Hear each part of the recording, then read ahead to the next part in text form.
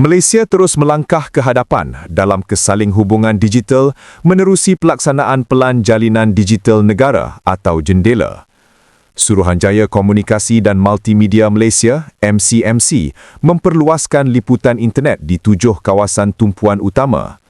Di bawah JENDELA Fasa 1, liputan, kapasiti dan kualiti jalur lebar mudah alih dipertingkatkan melalui pembinaan 1,661 menara komunikasi baharu.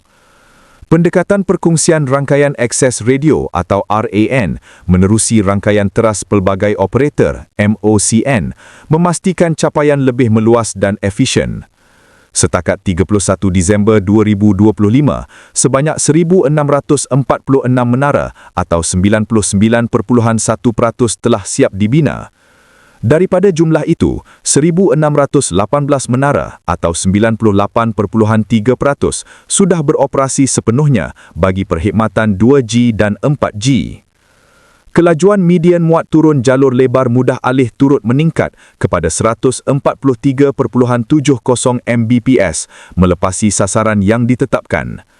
Lipitan internet di kawasan berpenduduk juga melonjak daripada 91.8% sebelum JENDELA kepada 99.71% pada akhir Disember 2025. Dengan pencapaian ini, JENDELA Fasa 2 akan terus memperkukuh kesaling hubungan digital negara, memastikan rakyat menikmati akses internet lebih pantas, stabil dan menyeluruh.